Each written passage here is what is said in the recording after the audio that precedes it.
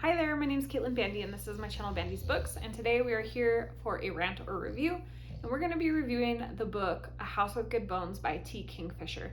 This was published on the 28th of March, so it recently came out by Tor Nightfire. And if you've never read T Kingfisher before, they are known for gothic southern horror.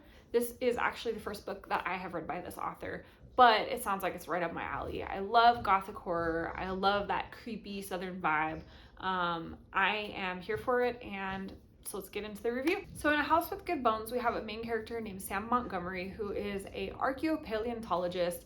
No, she doesn't study Jurassic Park. She makes that abundantly clear throughout the story. Sam is a bit worried because she's received a call from her brother where he explains that their mom is not acting like herself, that something seems off. So Sam has driven home to her hometown to check on her mom. And when she arrives, she does find that her mom's a bit off. She's nervous, she's jumpy. The normally outspoken woman that she is has turned into a much more passive and kind of almost scared person. And Sam doesn't understand what's going on. Furthermore, the house that was once quirky and bright, covered in different colors and like with all sorts of interesting paintings and family photos, is now stark white. Everything's been removed from the walls. And to make things even weirder, her mom has hung up a portrait of a Confederate soldier. And she just doesn't understand what's going on. And the more that she asks her mom, the more that her mom just avoids answering anything. She's very unwilling to talk about what's caused these sudden changes. Then progressively weirder and weirder things start to happen, and eventually Sam is confronted with something that she never imagined. This story comes with all of the really good creepy vibes. So the first thing that I really love about it is that it's just set the right way. We have vultures that are stalking the house. We have neighbors that are kind of hostile towards their family. We have just an environment that is already a little bit suspenseful and creepy before we really get into the story.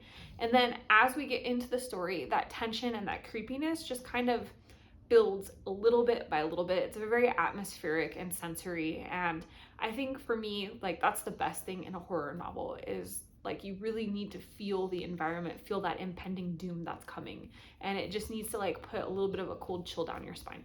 So I thought that that was really well done in this story. I also appreciated that there was a lot of dark humor mixed into this story. So I had never read a T Kingfisher book before, but I did read her author summary and I did read some reviews of some of her other books, and it seems that her humor carries through all of her works. I found this story to be very enjoyable in that way. We have a main character who's very self-deprecating. We have a lot of humorous situations that occur.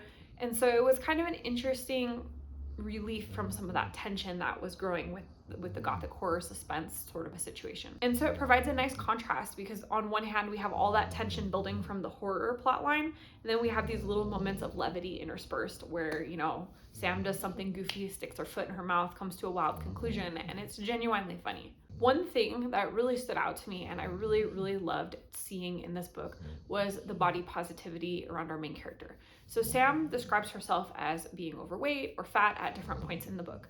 And she's not like unhappy with it. She's not like trying to lose weight. She's not interested in anyone's critique of her physique. She is very, very positive about who she is the whole entire time. And I really loved that this representation was just very naturally included within the story. It wasn't something that was all over the place. It's just the way that we see Sam thinking of herself, thinking of her body, reflecting on some of the interactions that she's had with men, with medical professionals, just, you know, in the world in general. We see her reflecting on the way that her grandmother treated her in relationship to her weight. And I just felt it felt very authentic and real and very nicely done. Another thing that I really appreciated in this book was just this quirky element that it had. There were lots of like little unusual pieces of information that were included in the book, lots of little tidbits that just made the story feel wholer and more real and more vibrant. And I kind of have the feeling that this is part of Kingfisher's style. I am getting the impression that she's kind of a quirky writer in general. And so for me, it was a joy seeing all of this quirkiness come to life. So some examples would be, like I mentioned, our main character is an archaeoentomologist.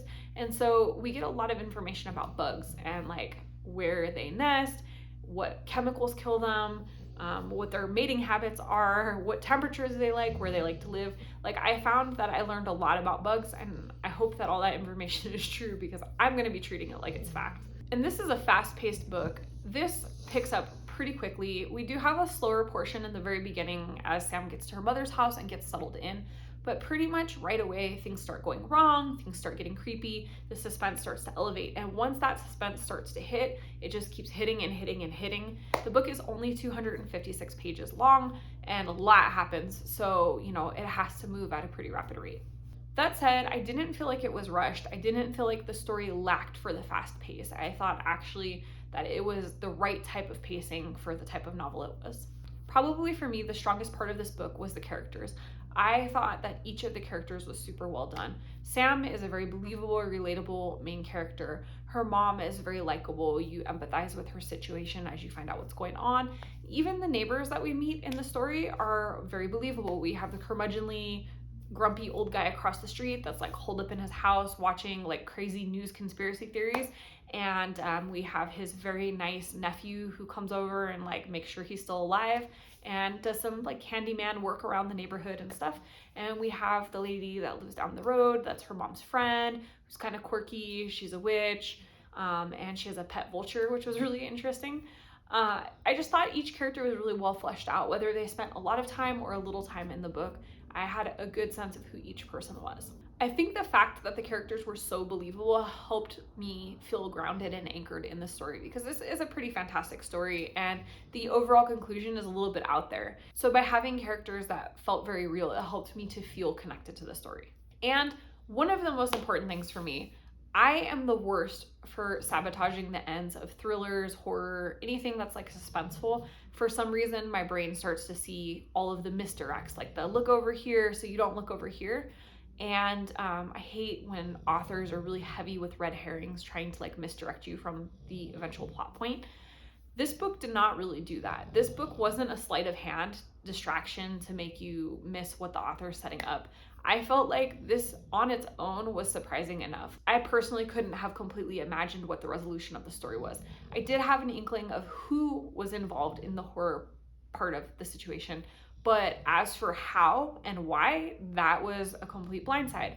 And we have enough information to possibly guess it, but it's just you're given that information in a way that you probably logically won't put everything together.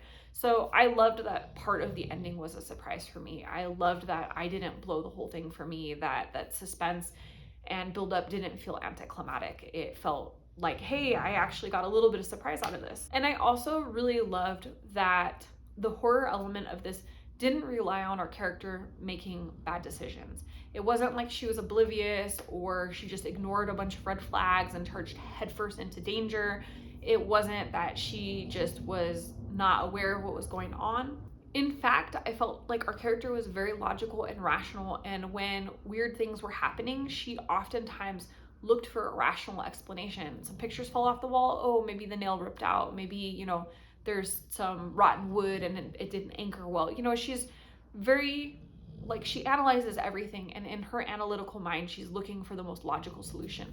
So that allows her to overlook the horror element like most of us would, because you're not thinking like ghosts and zombies and things like that. You're thinking of a logical conclusion. I also really appreciated that there's a very healthy dynamic between mother and daughter in this story.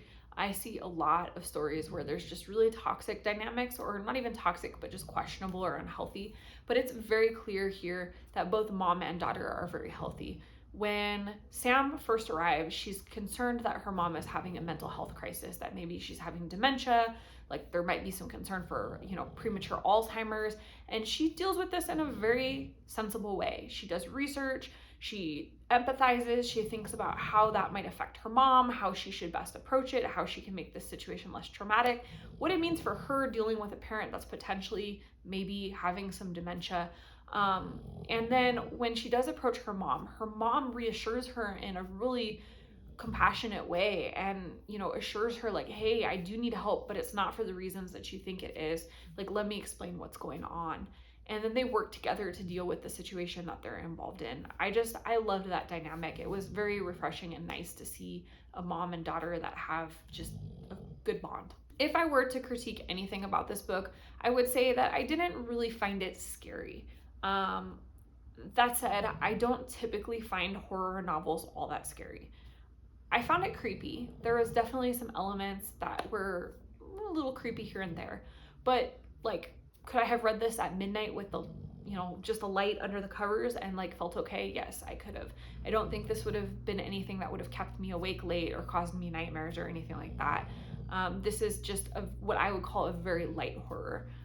It is atmospheric, it is creepy, but it's not something that's going to put horrible images in your head or just terrify you, to the point that you can't sleep at night. And even in some parts, I wish that the author maybe went just a little bit further. I think that she could have went a little harder on some of the creepiness, gone a little harder on some of the scary elements. But all in all, I still thought it was a good read, and I still found it really enjoyable. And there's one other thing it has in its court. One of the characters has a pet vulture.